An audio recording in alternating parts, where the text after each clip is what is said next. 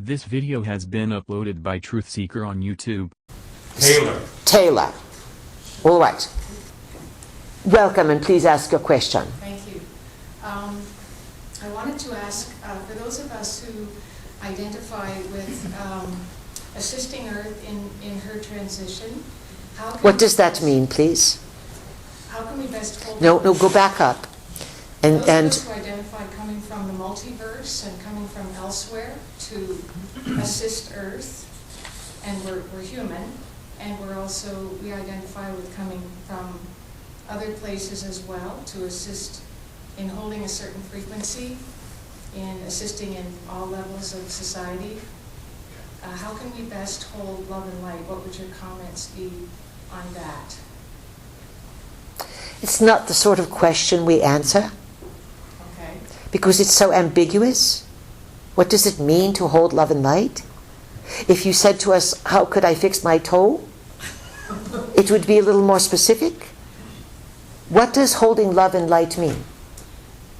Well, for me right now, it means a lot of what you're saying, which is to connect to the earth and to be out in nature, away from technology. All right, so that you have all those answers. Is that correct? Yes, I have those. I was wondering if you had any other ideas about how to hold one's vibration at a higher level. And also if you had any commentary about the Pleiadians working with other star nations.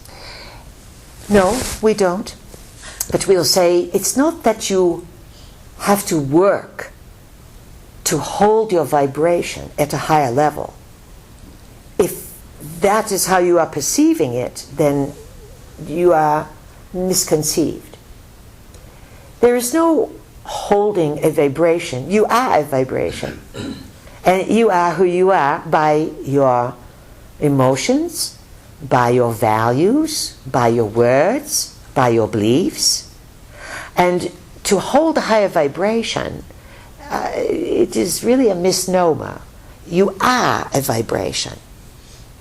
If you want to have a higher, quicker vibration, then that usually takes work. It takes a course of study. It takes a course of cleaning. And often when people want to say, I want to go to a higher level, whatever that means, that's usually a signal for the manure to hit the fan.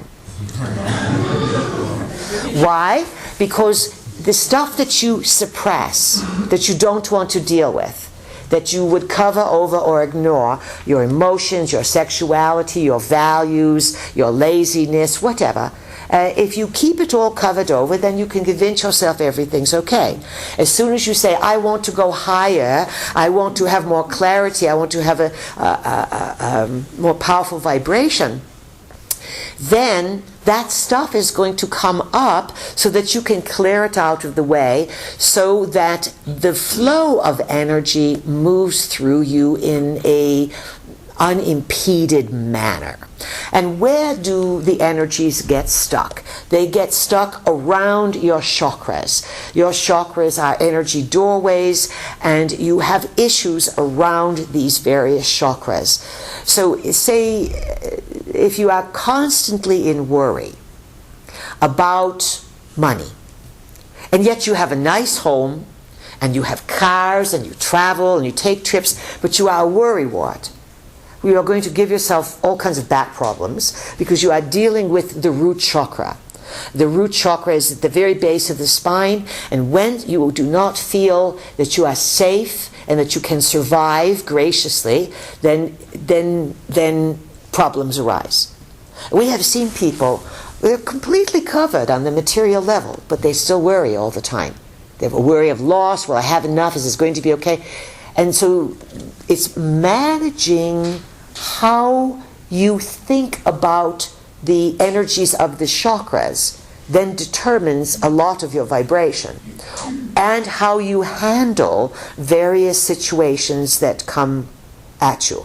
Do not think that a love and light answer is the way to deal with things. To us, love and light does not mean a lot. These are empty terms that humans throw around that do not really have distinct meaning to all people.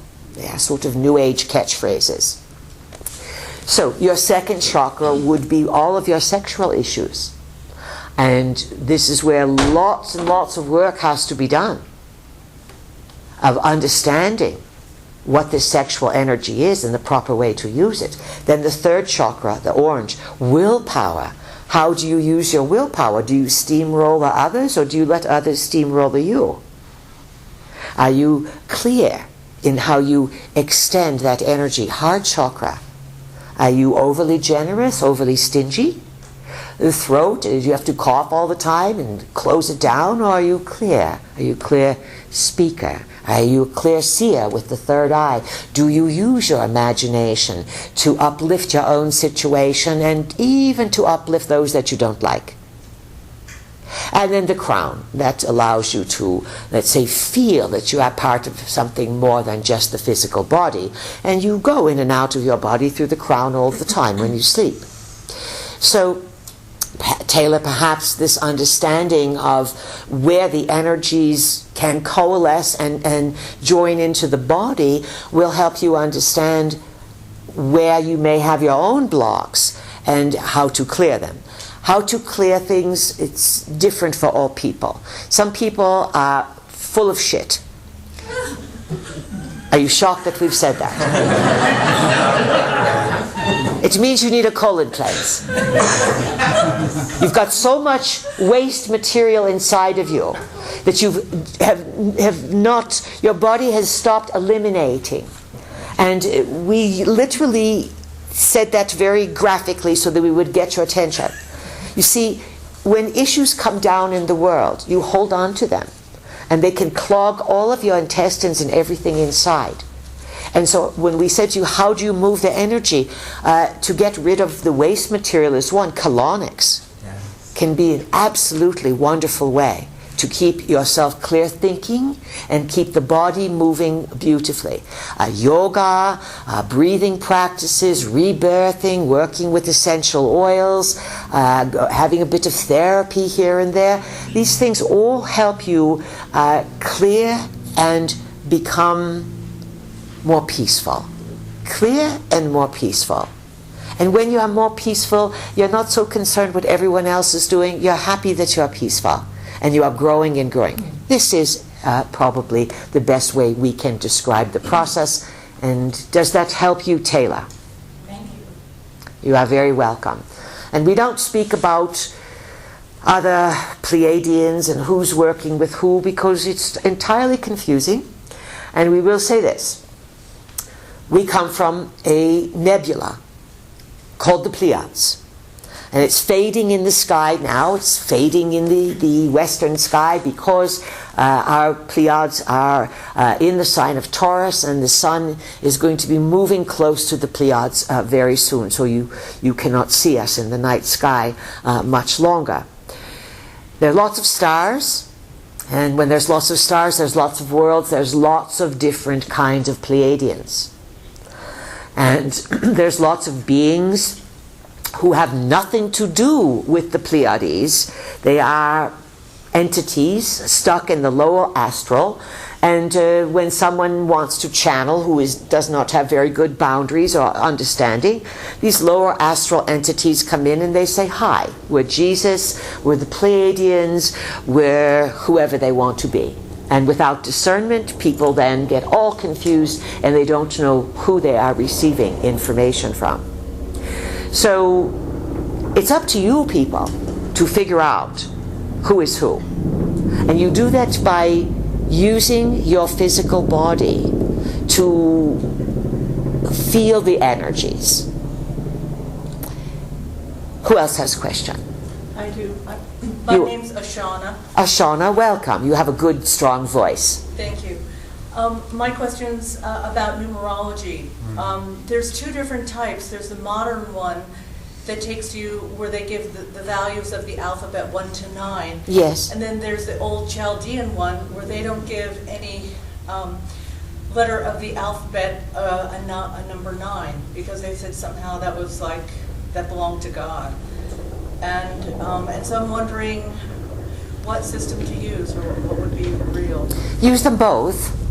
And it's an interesting tidbit that you just brought forward, that from the Chaldean tradition, which also the Chaldean tradition, Chaldea is from the ancient Sumer, Mesopotamia area, and of course it is reputed that the Chaldean also had the astrological configuration. The astrology goes back to Chaldean. But they did not use 9 because 9 belonged to God. Yes? That's what you said? Yeah. Question is, which Anunnaki god owned 9? And it was interesting, Diane, who spoke earlier, the first one, Diane recently said that the Chinese revere the number 9. It is their sacred number. So clues everywhere. How could it be that in one place so far removed they have same stories? It's because the Anunnakis are toying with you. Now let's look at numerology as a method. It is remarkable in that you have your name, the letters, and then someone who is very good can give you a pretty decent reading about what's happened, who you are, your personality, what life cycle you are in. Just as astrology, they say, when are you born? Even if they don't know the time, they can give you a rough sketch. How is all this possible? That's the bigger question. It's that reality is so rich with meaning, and that everything you do defines who you are. And yet the mystery is you are born thinking that you are insignificant and you know nothing. And you are stuck with the gender and a name and parents and all of this. It's all planned out. And some of it's very controlled, some of it's very recycled, very trapped, and some of it's very liberating, depending upon the evolution or the state of your consciousness, your smarts. Some of you want to raise your vibration, but you're not very smart. It's very true. It's not vibrating. It's how smart you are to figure out a rose from a bucket of manure. It sounds very basic, but people get very mixed up with it. Very. So,